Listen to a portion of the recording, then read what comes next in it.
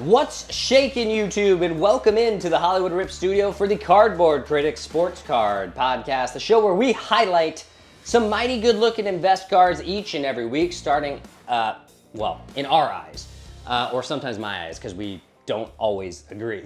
That's the beauty of life. That is. But thanks for joining us. As always, I'm your host, Mr. Hollywood. That's Joe Nasty to your left. Yeah. And thanks to our sponsor from today, blank. Insert your company name here if you want a future shout out.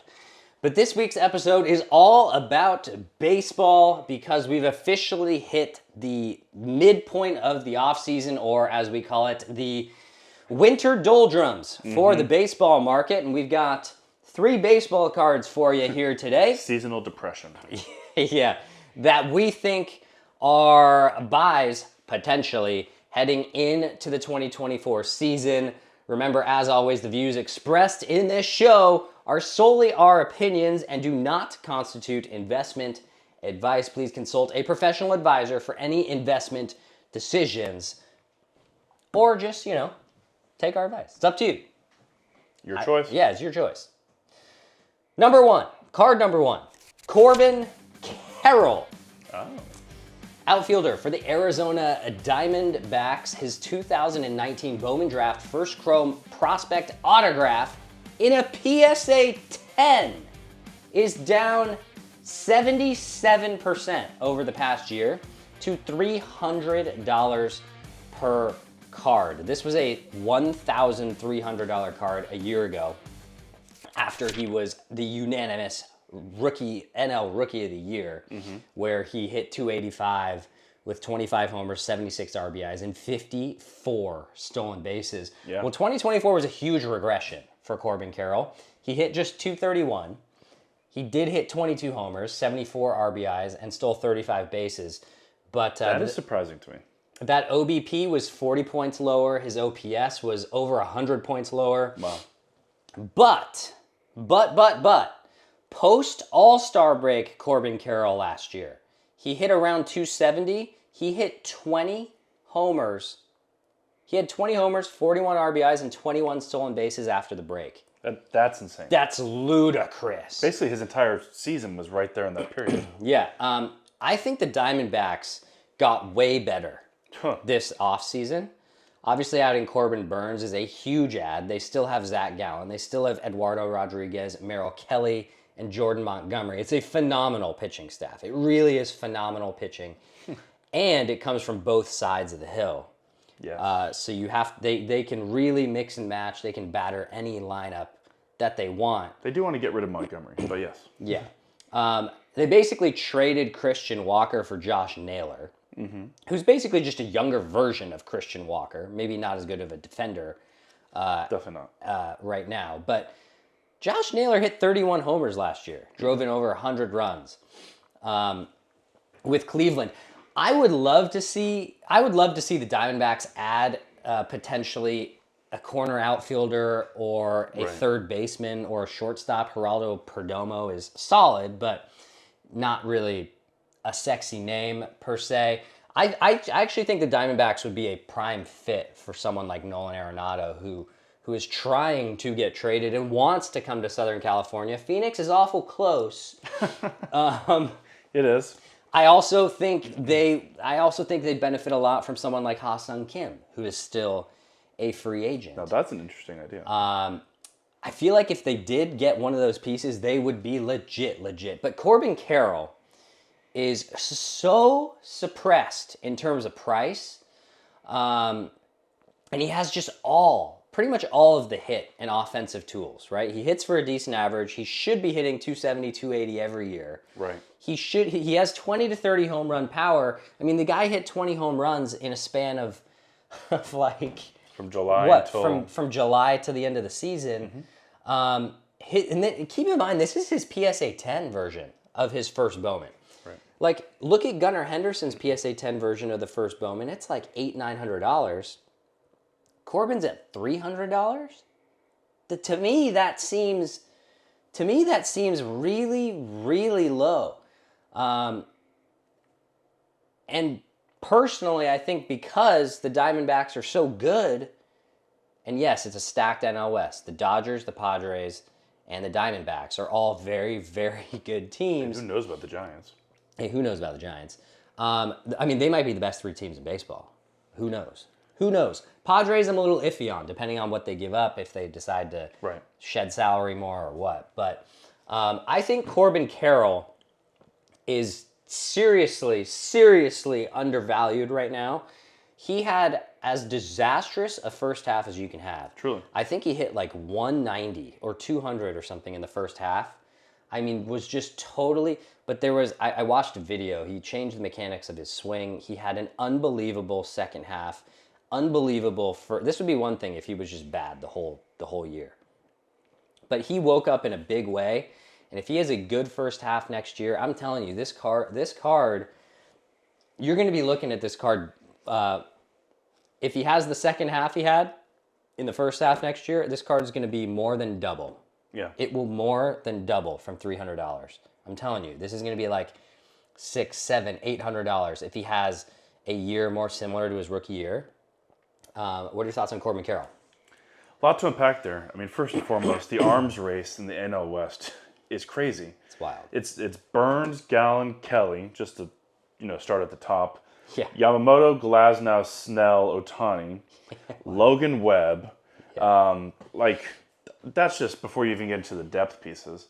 That's all in one division. A lot of great pitchers' parks, and a lot of those pitchers' parks are going to look better than they actually are because of those arms.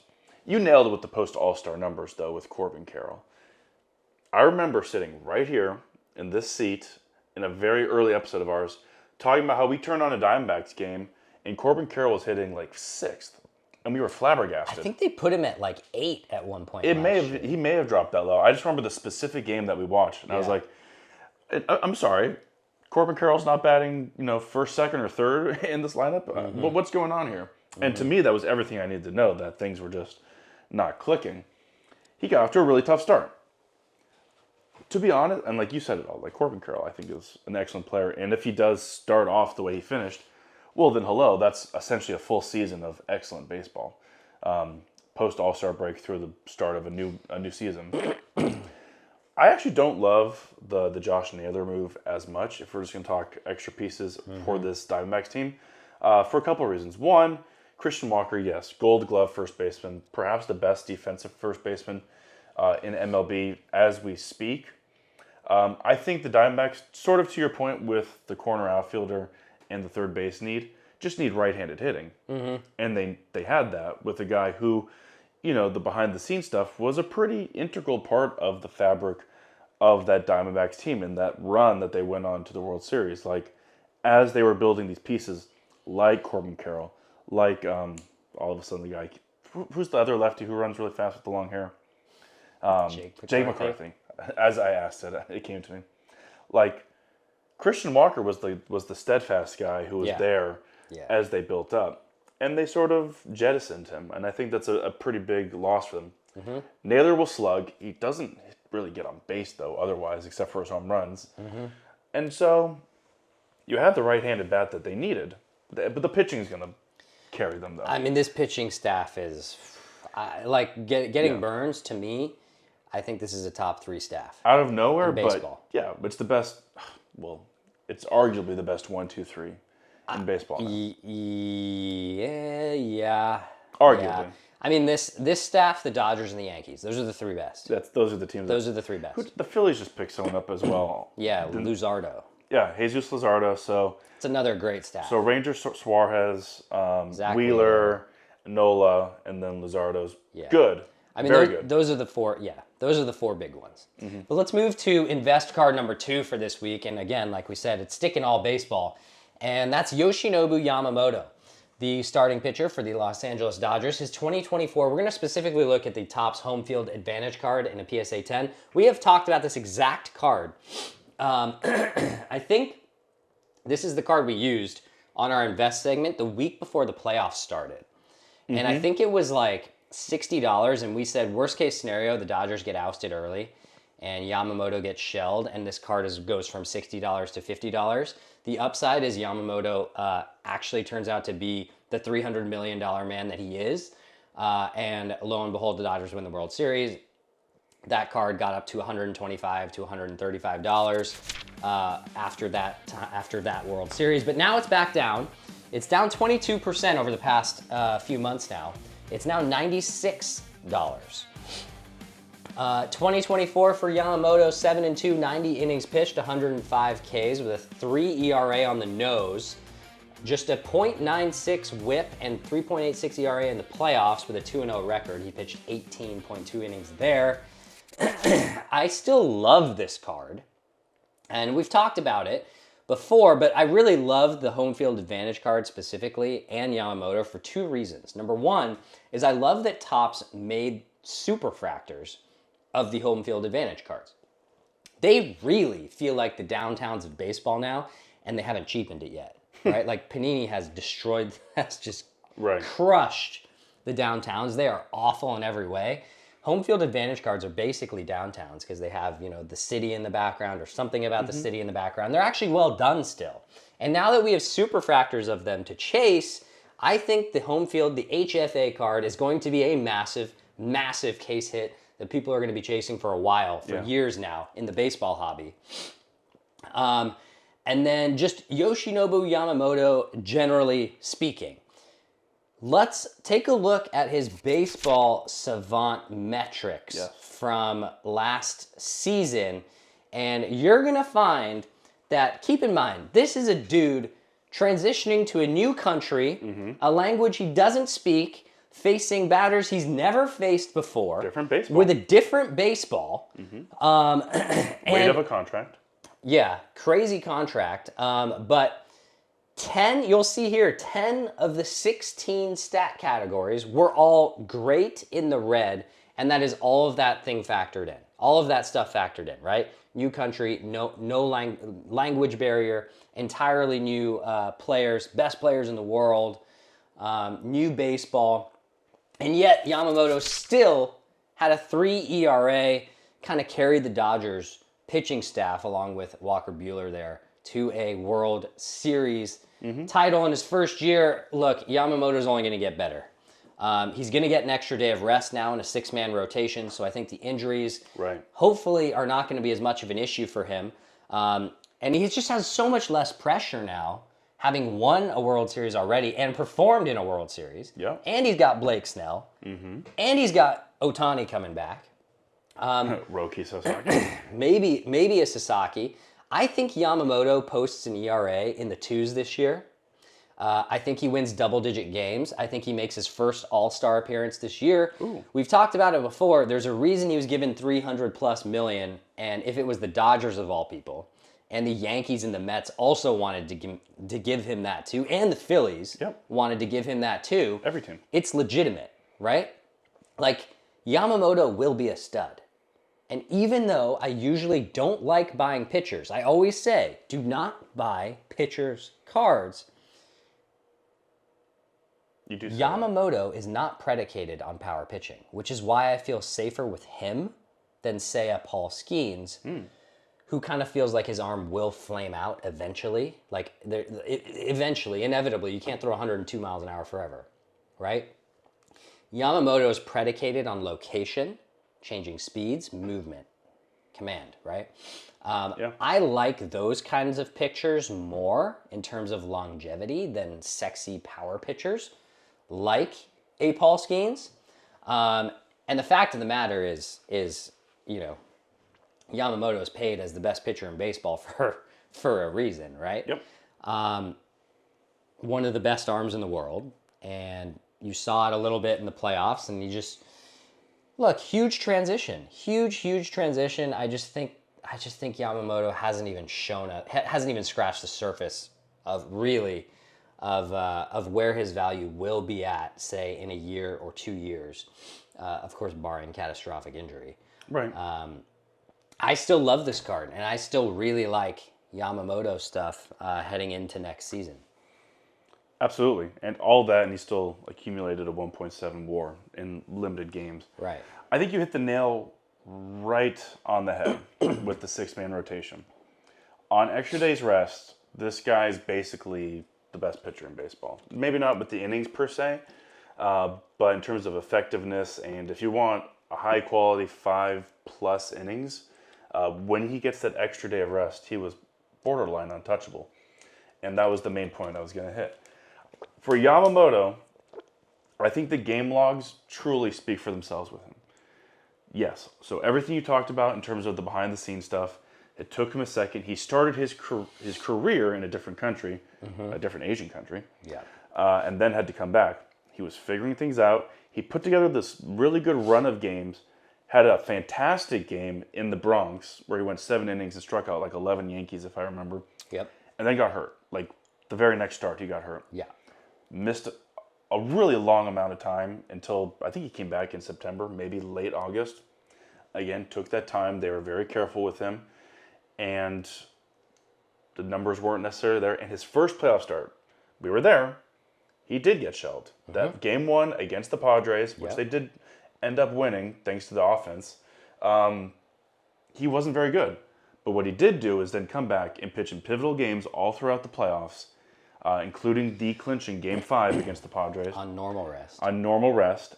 And then the massive Game 2 start against the Yankees to really put the hammer down, and was just excellent. The stuff, the control, the splitter was splitting.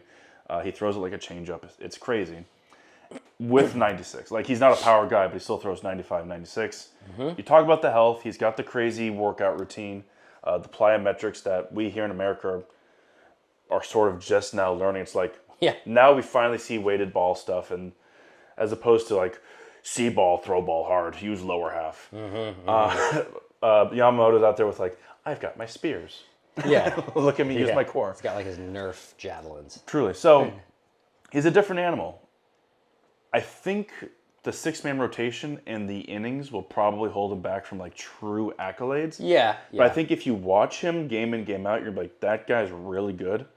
And this is a guy, when it is a Game 2, a Game 3, you're like, oh, they have the pitching advantage, at least for a good 5 innings plus. Which I think, I think the contract's going to be the issue here. Because he's paid more than Garrett Cole. So you expect a horse who's going to go out there and go 7 innings of 1-hit ball or something. Well, Cole was $360 million, right? It's either a higher annual AAV. value. Maybe it's AAV. And like Yamamoto could be that, because that's what he was in Japan. Right. But for the time being, and it's modern baseball, you give a team a good 5 to 6 innings. That's all they really want. Right. And so I think he's going to give the team what they want. Yeah, I think Yamamoto. Look, bottom line, Yamamoto is one of the best pitchers in baseball, whether you like it or not. And you're going to see a big year from him, I think, in 2025. But let's move to 5'10" is generous. Listed. Let's move to invest card number 3, and that is Yoshi Yamamoto's teammate, Shohei Ohtani. Never heard of him. Never heard of him. Of course, he's a pitcher and a designated hitter for the Los Angeles Dodgers. And we're going to talk any 2018 Topps Chrome rookie card in a PSA 10. Any of them. I want PSA 10 specifically, because don't cheap out on this, guys. PSA 10 is what you want. Condition matters. His 2018 Topps Chrome Update rookie card is down 10%. His 2018 Topps Chrome Pitching Base rookie card is down 17%. And his Topps Chrome Update rookie debut batting card is down 6% over the past month. His Bowman Chrome rookies are doing better. They haven't really come down at all. But whichever you choose, honestly, higher end, lower end, you're good.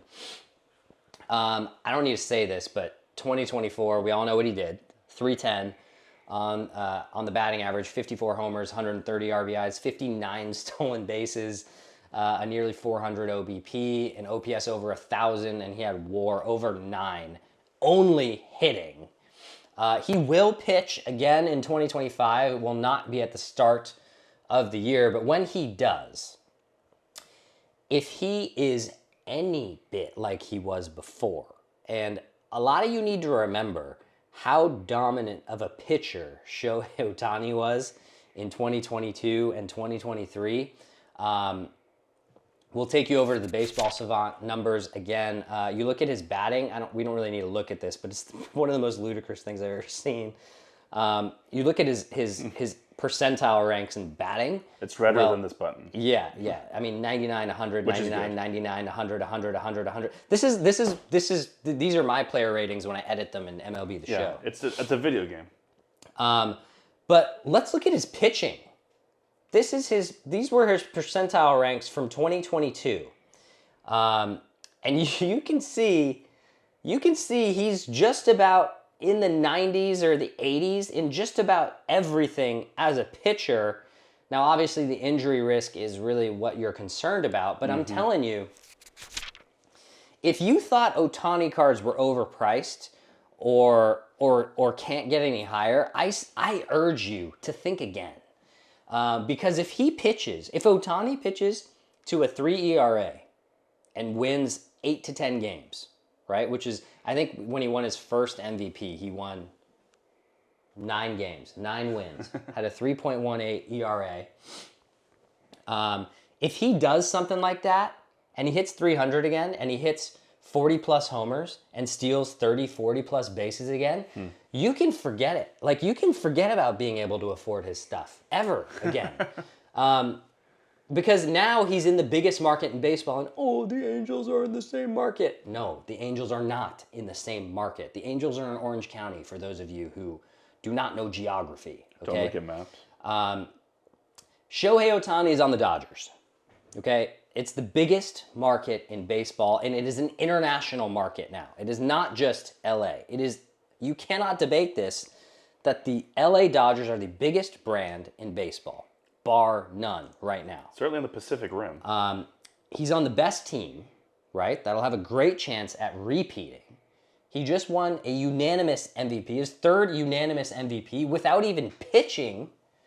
Without playing the field. Without playing the field. Hello, guys.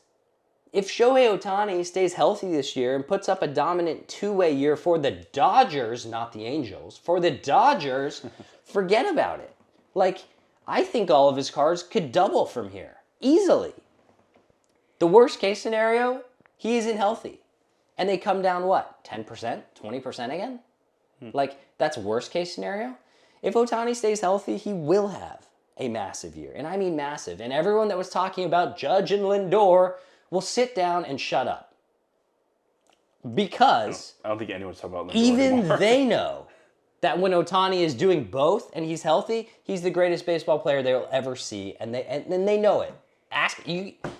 I could walk over to a Yankees fan on the street, and sure, they might just be crazy or delirious or something, and ask them if Ohtani is doing both and having a similar offensive year to what he did this year, and he's having an all-star level pitching year, you'd have to be an idiot if you still think Aaron Judge is a better baseball player.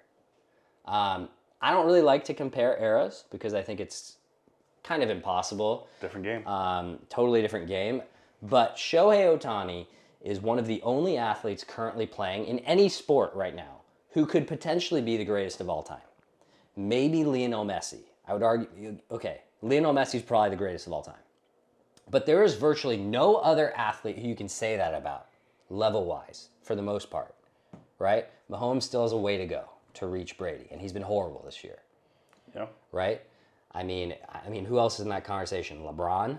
I don't think a lot of people really believe that LeBron is the greatest player of all time. Who knows? It's debatable. Right. But there's very few people that you can put in that conversation, and if Ohtani is doing both, he's one of them. Right? Mm-hmm. But yeah, I'm telling you, if he has a healthy and good year on both sides, today's prices are going to look like the dollar menu at McDonald's. Ooh, I am hungry. That's all I'm saying. It's up to you. Other than that, though, he's terrible. Here's the thing. He's not going to run as much this year. Especially after what happened in the World Series. And especially, he doesn't run as much when he's pitching regardless. That's why I said more than 30 to 40 stolen bases, not 60. I don't even know if we'll get to 30 this year. Especially considering what happened with the World Series. We'll see. We will see. I'm not going to put any boundaries on him. I just don't expect him to. Right. Look, he's a very good baseball player. At this point, there's only 2 things he hasn't done, which is win a Cy Young. I was going to say win a Cy Young and then MVP same year. But yes, Cy Young straight up. So there's 3 things. And then so he made his playoffs, and all he did was go 1 for 1 in terms of championships and making the playoffs. World Series MVP. No, that was Freddie Freeman. No. I'm saying. He also hasn't accomplished that. He has not accomplished yet. And I was going to say, he also hasn't had a playoffs now where he was the driving force. He was key, and he was needed, and I will yell from the top of a rooftop that without his Game 1 home run against the Padres, they really may not win that series. Like, that was a moment of change and a guy who wasn't here the years past making something happen in a big moment. But he wasn't the driving force for that offense. It was a collective effort, which was better. But that's the only thing, is to have a postseason where he bats like... Yeah. Because it's lower numbers, so the numbers sound Right, crazy, right. but like 400 with 5 home runs and like every opportunity, like what David Ortiz did, comes through. That's it. Because he's already a Hall of Famer. So that's basically, and that's what else will drive things up. But yeah, this is where we're staying, and he's a bit of a big dog, if I do say so myself. Yeah, I really would not be shocked if the Ohtani market has room to double. I just wouldn't be shocked. Do you think if they sign, like, we can only talk about him as a player so much, like, so now we have to talk hypotheticals. If they get Sasaki, which it will be either them or the Padres, I am sure of it. And he will only go to the Padres if he wants to get out of Ohtani's shadow. Do you think, because then they're stacked with arms, do you think maybe he just like becomes a swingman or like a reliever this season? That's the one thing I was wondering, is I don't think Ohtani will ever be used as a 150 innings guy ever again. Not with this contract. No, not with this contract. And he only got to 150 innings once, right, in his major league career, I think, so far. I think he pitched 160 innings plus in 2022, and I think that probably was 22, because that MVP year he was still building back. Yeah. Yeah, I could see him. I could see him for sure as one of the 6 starters, but I could also see them just having a hard count on him. Like he could be a piggyback starter, like right? every game, or a piggyback starter. Yeah, I could see him there too. Or he could be like the bullpen game starter. You know? That's what I'm saying. Like he's like a 3 to 4 inning guy, because it's tough to have him go warm up, but then have to come back to bat. Yeah. Especially as a leadoff guy who's getting the most at bats. I think realistically this depends on how he feels when he's coming back. It depends on like Glasnow's health and all those guys. If he feels, because again, it's well documented that Ohtani, he does what he wants to do. And that was a reason he went to the Angels. That was a reason he went to the Dodgers, right? He wanted the flexibility. He said, I want to be a two-way player. This is what I'm going to do. And the Angels gave me the chance to do that. I still think, now take it with a grain of salt because the Dodgers are a totally different organization, but I still think Ohtani will want to pitch. It's just a matter of, I don't think we see him, in games anymore past the 6th inning for sure. I think even the 5th inning is kind of going to be probably the limit, maybe enough to qualify him for a win. Sure. But I don't think we're going to see Ohtani going late into games. But again, Babe Ruth only pitched really for the first 3 or 4 seasons of his career, and then pitched 3 times for the remaining 17 years. Babe Ruth also didn't make $700 million though. Yeah, that's true. That's true. But inflation, right? The Dodgers make over $100 million off of Ohtani a year. It doesn't. It doesn't matter. I'm just saying, you got, in order to get like, it doesn't the matter. value is he's got to pitch. But the danger here is that if he does get hurt, and if it's an elbow, that would take him out of the batter's box as well. And then he can't even play like first base down the line. Right. And so that's what you're balancing here. But that being said, I don't bet against Shohei Ohtani anymore at all. I just don't do it. But that'll wrap things up for us for this year's first episode of the Cardboard Critic Sports Card Podcast. Hope you enjoyed what was an MLB-centric show, as we have hit the midpoint of the offseason. Remember, if you enjoy the show, to drop a like, comment, and subscribe to the channel down below. It really helps. So until next time, I'm Mr. Hollywood. That's Joe Nasty. We'll see you next week back in the studio. Mr. Hollywood and Joe Nasty out.